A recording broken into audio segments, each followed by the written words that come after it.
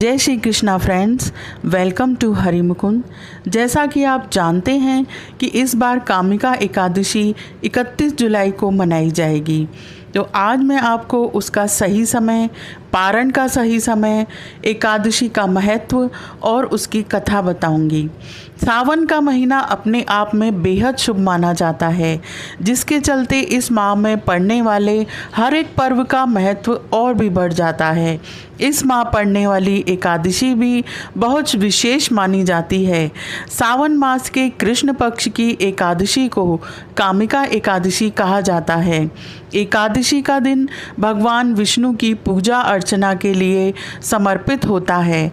ऐसा कहा जाता है कि जो लोग इस दौरान कठिन व्रत का पालन करते हैं, उन्हें 2 गुना पुण्य फल प्राप्त होता है।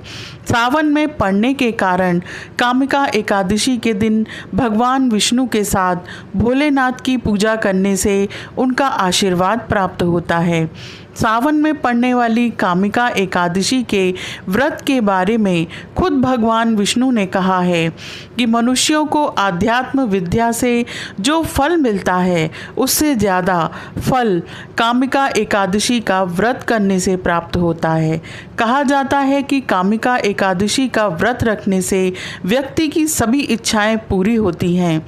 कुछ पुराणों के अनुसार कामिका एकादशी का उपवास करने से श्रेष्ठ संतान की प्राप्ति होती है। शास्त्रों के अनुसार कामिका एकादशी का व्रत करने से कुयोनि में जन्म नहीं मिलता है, लेकिन इस व्रत का फल तभी मिलता है जब कामिका एकादशी व्रत का पारण सही समय, सही विधि और नियमों का पालन करते हुए किया जाए। कामिका एकादशी का दिन कामना की पूर्ति करने वाला है। इस दिन भगवान विष्णु की पूजा करने वालों को मोक्ष की प्राप्ति होती है।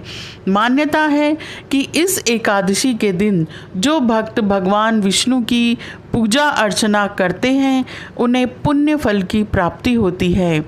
एकादशी व्रत के बारे में ब्रह्मा जी ने देवर्षि नारद को बताया कि पाप से भयभीत मनुष्यों को कामिका एकादशी का व्रत जरूर करना चाहिए। पंचांग के अनुसार सावन माह के कृष्ण पक्ष की एकादशी तिथि 30 जुलाई को शाम 4:44 पर शुरू हो जाएगी। वहीं इस तिथि का समापन 31 जुलाई को दोपहर 3:55 पर होगा। पंचांग के अनुसार कामिका एकादशी का व्रत 31 जुलाई को ही रखा जाएगा। एकादशी व्रत का पारण अगले दिन यानी द्वादशी तिथि पर ही किया जाता है। ऐसे में एकादशी व्रत का पारण 1 अगस्त को किया जाएगा। इसका पारण का समय सुबह 5:43 से लेकर सुबह 8:24 तक है। कामिका एकादशी व्रत का पारण द्वादशी तिथि पर ही किया जाना चाहिए। ऐसे में द्वादशी तिथि पर सूर्योदय के बाद ही व्रत खोलें, उससे पहले कुछ भी न खाएं। एकादशी का व्रत शुभ मुहूर्त में ही खोलना चाहिए, यानी द्वादशी तिथि समाप्त होने से पहले व्रत का पारण कर लेना चाहिए। द्वादशी तिथि के समाप्त होने से पहले व्रत का पारण नहीं करने पर व्रत पूजा का फल नहीं मिलता। व्रत खोलने से पहले भगवान विष्णु की पूजा करें, दान दें और गाय के घी से बना हुआ भोजन ग्रहण करें। व्रत का पारण करने के लिए भोजन हमेशा सात्विक ही होना चाहिए। व्रत का पारण करते समय चावल का सेवन जरूर करना चाहिए।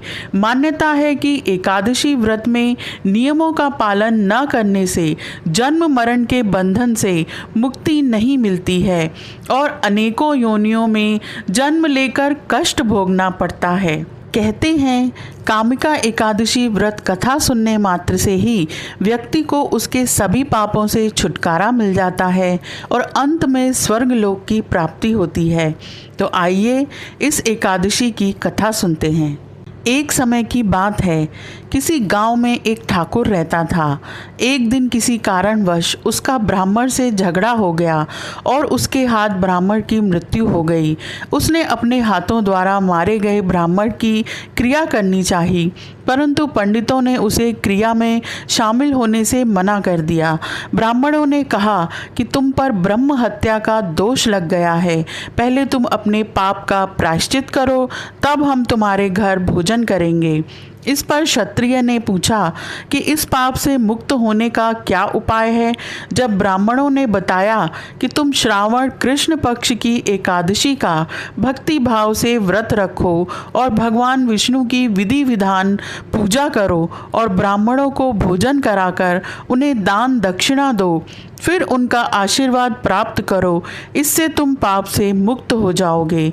उस क्षत्रिय ने पंडितों के बताए हुए तरीके से व्रत रखा और व्रत वाली रात भगवान श्रीधर ने क्षत्रिय को दर्शन देकर कहा कि तुम्हें ब्रह्म हत्या के पाप से मुक्ति मिल गई है। अतः इस व्रत को करने से ब्रह्म हत्या आदि सभी पापों से मुक्ति मिल जाती है और धरती पर सुख भोगकर मनुष्य अंत में विष्णु लोक को जाता है। इस कामिका एकादशी के महात्म्य के श्रवण व पठन से ही मनुष्य को स्वर्ग लोक की प्राप्ति हो जाती है। अगर आपको आज का यह वीडियो अच्छा लगा है तो please like, share and subscribe my channel. Thank you.